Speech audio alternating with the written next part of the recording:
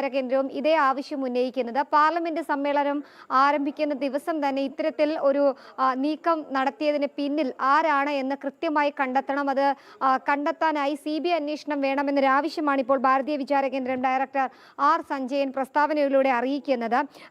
July 20-ന് parliament പരിസരത്ത് നടന്ന അക്രമം അതൊരു രാജ്യത്തെ അരാജകത്വത്തിലേക്ക് തള്ളിവിടാനുള്ള ഗൂഢാലോചനയുടെ ഭാഗമാണ് എന്നുള്ളതാണ് ഭാരതീയ വിചാര കേന്ദ്രം ഡയറക്ടർ ചൂണ്ടിക്കാട്ടുന്നത്. അതുകൊണ്ട് തന്നെ അത് വലിയ രീതിയിലുള്ള സംശയങ്ങളുണ്ട്. അതിൻ്റെ സാമ്പത്തിക സ്രോതസ്സുകൾ എവിടെ നിന്നാണ് എന്ന് അറിയേണ്ടതായിട്ടുണ്ട്. കാരണം രാജ്യത്തിൻ്റെ നാനാഭാഗങ്ങളിൽ നിന്നുള്ള ആളുകൾ അവിടേക്ക് എത്തുന്നുണ്ട്. അവർക്ക് ഭക്ഷണം വെള്ളവും ഒക്കെ അവിടെ എത്തിച്ച് നൽകുന്നുണ്ട്.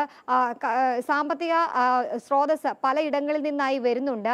ആളുകൾ ഓരോ ദിവസവും അവിടെ വർദ്ധിക്കുന്ന സാഹചര്യം. അപ്പോൾ ഇതിന് പിന്നിൽ ആരാണ് പ്രവർത്തിക്കുന്നത്, ഇതിൻ്റെ പിന്നിൽ എന്താണ് രാഷ്ട്രീയം എന്നതടക്കമുള്ള കാര്യങ്ങൾ ജനത്തിന് അറിയേണ്ടതായിട്ടുണ്ട്. അതുകൊണ്ട് തന്നെ ഒരു കൃത്യമായ CBI അന്വേഷണം നടത്തി ഇതിൻ്റെ കാര്യങ്ങൾ പുറത്തു കൊണ്ടുവരണമെന്നൊരാവശ്യമാണ് ഇപ്പോൾ ഭാരതീയ വിചാര കേന്ദ്രം ഡയറക്ടർ മുന്നോട്ട് വെക്കുന്നത്. ഒപ്പം തന്നെ CGPയുടെ പ്രതിഷേധത്തിന് സാമ്പത്തിക സഹായം ലഭ്യമാക്കുന്നത് ആരാണെന്ന് അറിയാൻ ജനങ്ങൾക്ക് താല്പര്യമുണ്ട്. അത് കണ്ടെത്തണമെന്നും ഈ പ്രസ്താവനയിൽ ചൂണ്ടിക്കാട്ടുന്നുണ്ട്. എന്തായാലും ഇതുമായി ബന്ധപ്പെട്ട അന്വേഷണങ്ങൾ നടത്തണമെന്നും വിദ്യാർത്ഥികളുടെ പേര് പറഞ്ഞുകൊണ്ട് വിദ്യാർത്ഥികളുടെ മറവിൽ ഒരു കൂട്ടം അക്രമകാരികൾ ഡൽഹിയിലെത്തി പ്രധാനമന്ത്രിക്കെതിരെയും ഒപ്പം തന്നെ രാജ്യത്തെ ഭരണ സംവിധാനങ്ങൾ അട്ടിമറിക്കാനുമായി ശ്രമം നടത്തുന്നു എന്നുള്ള ആരോപണങ്ങൾ ഉയർന്നിട്ടുണ്ടായിരുന്നു. ഇതുമായി ബന്ധപ്പെട്ട വലിയ രീതിയിലുള്ള സംശയങ്ങൾ വരുന്നുണ്ട്. ഡൽഹി പോലീസ് അടക്കമുള്ളവർ ചില FIRകൾ ഇടുകയും ഒപ്പം തന്നെ ഈ കേസുമായി ബന്ധപ്പെട്ട് ചില ഗൂഢശക്തികൾ ഉണ്ട് എന്ന് സ്ഥിരീകരിക്കുകയും ചെയ്തിട്ടുണ്ട്. ഇതിന് പിന്നാലെയാണ് ഇപ്പോൾ ഈ സംഭവങ്ങളിൽ കൃത്യമായ അന്വേഷണം CBI നടത്തണമെന്നൊരു ആവശ്യം ഇപ്പോൾ കേരളത്തിൽ നിന്ന് പ്രത്യേകിച്ച്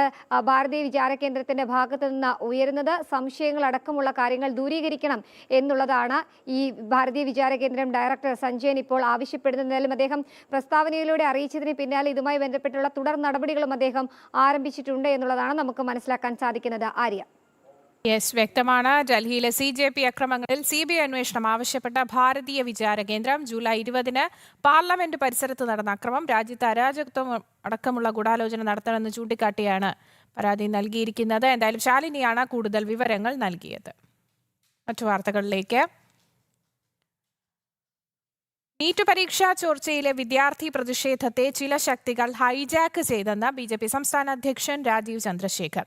നീറ്റ് വിഷയം അപ്രസക്തമാകുന്ന അക്രമത്തിലേക്ക് പ്രതിഷേധം വഴി മാറ്റിയിരിക്കുകയാണ്. പാർലമെന്റിലെ ചർച്ചയെ കോൺഗ്രസ് എന്തിന് ഭയക്കുന്നുവെന്നും രാജീവ് ചന്ദ്രശേഖർ ചോദിച്ചു.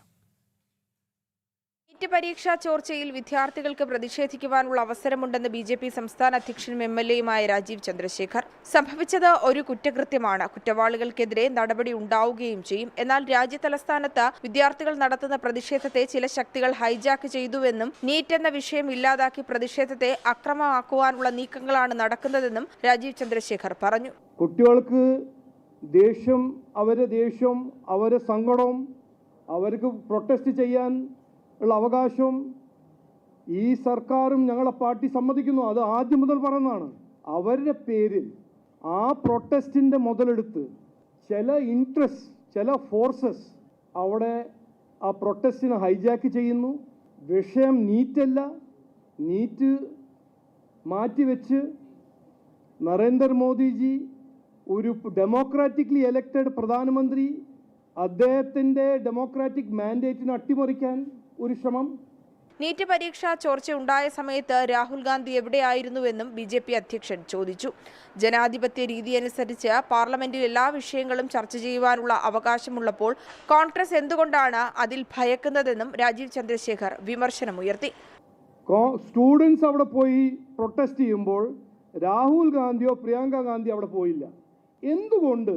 ജനാധിപത്യത്തിൽ ഏറ്റവും പ്രധാനപ്പെട്ട ഒരു വഴി പാർലമെന്റ് ഡിസ്കഷൻ അവർ ചോദിക്കുമ്പോൾ സർക്കാർ അത് സമ്മതിക്കുമ്പോൾ എന്തുകൊണ്ടാണ് കോൺഗ്രസ്സിന് അത് ചെയ്യാണ്ട് ഇരിക്കാനൊരു എന്താണ് അവർക്കൊരു ഹെസിറ്റേഷൻ?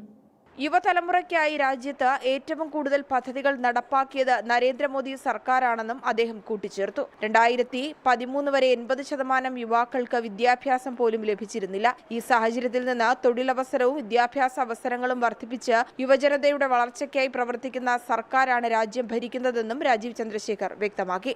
ജനം, തിരുവനന്തപുരം. ഡൽഹിയിലെ അരാജകത്വവാദികളുടെ പ്രതിഷേധത്തിന് മുഖ്യമന്ത്രി വി ഡി സതീശൻ പിന്തുണ നൽകുന്നുവെന്ന് യുവമോർച്ച സംസ്ഥാന അധ്യക്ഷൻ മനു പ്രസാദ്. കേരളത്തിന്റെ പ്രശ്നങ്ങൾ പരിഹരിക്കാതെ മുഖ്യമന്ത്രി ഡൽഹിയിലേക്ക് പോയി.